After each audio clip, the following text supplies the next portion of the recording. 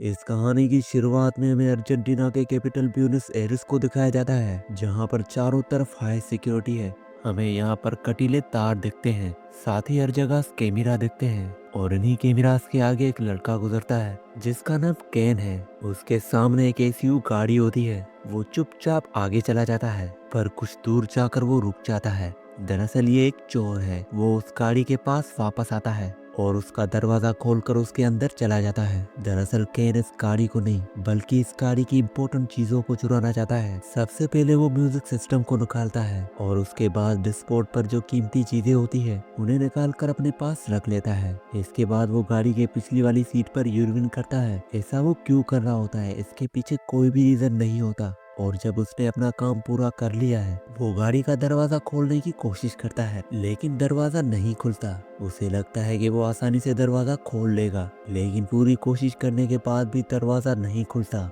वो अभी भी ज्यादा परेशान नहीं होता, क्योंकि उसे लगता है कि दूसरा दरवाजा खुल जाएगा और वो दूसरे दरवाजे को खोलने की कोशिश करता है, पर वो भी लॉक्ड होता है। वो उसे भी नहीं खोल पाता और अब उसकी परेशानी थोड़ी बढ़ना शुरू हो जाती है। पर अभी केन पूरी तरह से कॉन्फिडेंट होता है, क्योंकि वो फ्रेंड ग्लास को तोड़कर बाहर निकल सकता है। वो अपने पैरों से फ्रेंड ग्लास को तोड़ने की कोशिश करता है। वो कई बार उस पर किक करता है, लेकिन पूरी कोशिश करने के बाद भी फ्रेंड ग्लास नहीं टूटता और अब उसकी टेंशन धीरे धीरे बढ़ना शुरू हो जाती है। वो गाड़ी के टायर खोलने वाले टूल को निकालकर फ्रंट ग्लास पर कई बार मारता है, लेकिन इसका कोई भी फायदा नहीं होता। उसे कुछ समझ नहीं आ रहा होता, इसीलिए दरवाजे के लॉक वाले प्लास्टिक को निकालकर, और जब वो ऐसा कर रहा होता है तभी उसका हाथ कट जाता है। केन की परेशानी अब और भी ज्यादा बढ़ चुकी है, इसीलिए वो गाड़ी के पिछली सीट पर चला जाता है जहाँ पर उसने यूविन किया था। फिर वो अपने बैग से गन निकालता है और गन से गाड़ी के फ्रंट ग्लास पर शूट करता है, लेकिन गोली टकराकर उसके पैर में लग जाती है। और यहाँ पर हमें पता चलता है कि इस गाड़ी के जितने भी शीशे हैं वो सब बुलेट प्रूफ हैं।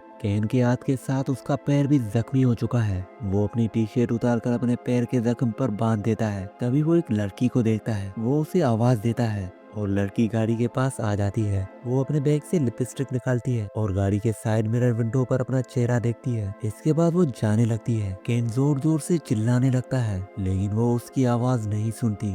दरअसल ये पूरी की पूरी गाड़ी साउंड प्रूफ है। साथ ही इस गाड़ी के शीशों के अंदर से तो देखा जा सकता है, लेकिन बाहर से कोई भी अंदर नहीं देख सकता। मतलब कि केन अब इस गाड़ी में पूरी तरह से फंस चुका है। उसे कुछ नहीं समझ आता कि उसे क्या करना चाहिए। अब वो अपने फोन से अपनी वाइफ को कॉल करने की कोशिश करता है, लेकिन तभी उसका फोन ऑफ हो जाता है, क्योंकि उसकी बैटरी बहुत ज्यादा लो होती है। यहाँ पर केन को बहुत ज्यादा प्यास लगी होती है, इसीलिए उसके पास पेप्सी की जो बोतल होती है वो उस पूरी की पूरी बोतल को पी जाता है। अब धीरे धीरे दिन ढल जाता है और रात हो जाती है। केन को बहुत ज्यादा प्यास लगी होती है, इसीलिए दूर के ऊपर जो विंडो की गिलास होती है उससे वो पानी को चाटने की कोशिश करता है। यहाँ पर वो पूरी तरह से फंस चुका है। वो भूखा और प्यासा है, साथ ही वो अब बहुत ज्यादा थक चुका है। किसी तरह से वो रात इस गाड़ी में बिता लेता है। अगली सुबह वो पूरी तरह से परेशान हो जाता है और उसने जो गाड़ी के म्यूजिक सिस्टम को निकाला था वो उसे वापस लगाकर म्यूजिक प्ले कर लेता है, जिससे उसका मन कुछ वक्त के लिए शांत हो जाता है। कुछ ही देर बाद म्यूजिक अपने आप ही बंद हो जाता है और उसे मी नाम के आईडी से कॉल आता है। ये कॉल होता है डॉक्टर एंड्रिक का, जिनकी एक गाड़ी है। वो केन को बताते हैं कि ये मेरी गाड़ी है, जिसमें मैंने बहुत सारी सिक्योरिटी लगा रखी है, जिन्हें मैं कहता हूँ 4x4। बाहर से ना कोई तुम्हें देख सकता है और ना ही तुम्हारी कोई आवाज सुन सकता है। साथ ही ये गाड़ी पूरी तरह से बुलेट प्रूफ है। साथ ही इस गाड़ी से निकलने का एक ही रास्ता है और वो है नीचे टैंक से। लेकिन अगर तुमने ऐसा किया तो मैं इस गाड़ी को ब्लास्ट कर दूंगा, क्योंकि टैंक के नीचे मैंने एक्सप्लोसिव रखा है। डॉक्टर एंड्रिक उसे अपने पर्सनल लाइफ के बारे में भी बताता है। वो बताते हैं कि मेरी वाइफ अब इस दुनिया में नहीं है, लेकिन मेरी वाइफ और मेरे ग्रीन चार्ट मेरे साथ रहते हैं। साथ ही वो बताते हैं कि उन्हें बहुत खतरनाक बीमारी है और कुछ ही महीनों में उनकी मौत होने वाली है। लेकिन केन को उस बात से कोई भी फर्क नहीं पड़ता। वो उसे धमकी देता है कि अगर तुमने मुझे फ्री नहीं किया तो मैं तुम्हें और तुम्हारी फैमिली को मार दूंगा। पर डॉक्टर को उसकी धमकी से कोई फर्क नहीं पड़ता, क्योंकि वो साइको हो चुका है। केन अब डॉक्टर से कहता है कि मुझे अब यहाँ पर बहुत ज्यादा गर्मी हो रही है, मुझे यहाँ से बाहर निकालो। और फोन कट जाता है और गाड़ी का एसी अपने आप ही ऑन हो जाता है। गाड़ी का एसी होने से गाड़ी में धीरे धीरे ठंड बढ़ना शुरू हो जाती है। गाड़ी का टेम्परेचर बहुत ज्यादा डाउन हो चुका है। यहाँ पर केन कांपना शुरू कर देता है और अपनी टी शर्ट को एक बार फिर से पहन लेता है, लेकिन इसका कोई भी फायदा नहीं होता क्योंकि यहाँ पर ठंड बहुत ज्यादा है और उसके होंठ नीले होना शुरू हो जाते हैं। वो हाइपोथर्मिया का शिकार हो रहा है। साथ ही उसके पैर में जो जख्म है वो भी अब इन्फेक्टेड हो चुका है। पर इससे पहले कि उसकी जान जाती, डॉक्टर हेनरी केसी को बंद कर देते हैं और अब यहाँ पर उसे कुछ भी समझ नहीं आ रहा होता कि वो क्या करे। तभी वो देखता है कि एक पुलिस वाला गाड़ी के पास आ रहा है। उसके अंदर एक उम्मीद जागती है। वो चिल्लाकर उसे आवाज लगाता है, लेकिन पुलिस वाला ना उसकी आवाज सुन सकता है और ना ही उसे देख सकता है। दरअसल ये यहाँ पर उस गाड़ी का चालान काटने के लिए आया होता है क्योंकि ये गाड़ी गलत जगह पर है, यानी कि नो पार्किंग पर खड़ी होती है। पुलिस वाला गाड़ी के फ्रंट ग्लास पर चालान रखकर चला जाता है। केन अब हर उम्मीद खो चुका है। तभी उसके अंदर एक उम्मीद जागती है क्योंकि यहाँ पर एक चोर आता है जो गाड़ी के दरवाजे को खोलने की कोशिश करता है। पर केन की किस्मत बिल्कुल भी अच्छी नहीं होती। पड़ोस के लोग उस चोर को देख लेते हैं, उसका पीछा करते हैं। हालांकि चोर यहाँ से भाग जाता है, लेकिन अब यहाँ पर पुलिस आ चुकी है। गाड़ी के आसपास कई सारे लोग होते हैं पर किसी को भी नहीं पता कि इसके अंदर कोई फंसा हुआ है, इसीलिए सब के सब यहाँ से चले जाते हैं। अब केन को एक बार फिर से डॉक्टर का कॉल आता है। डॉक्टर अब उसके बारे में और भी ज्यादा जानना चाहता है। केन उसे कहता है कि वो दुनिया के रूल्स को नहीं मानता। यहाँ के जो अमीर लोग हैं वो गरीबों को कुचलना चाहते हैं और वो कभी भी ऐसा नहीं होना चाहता,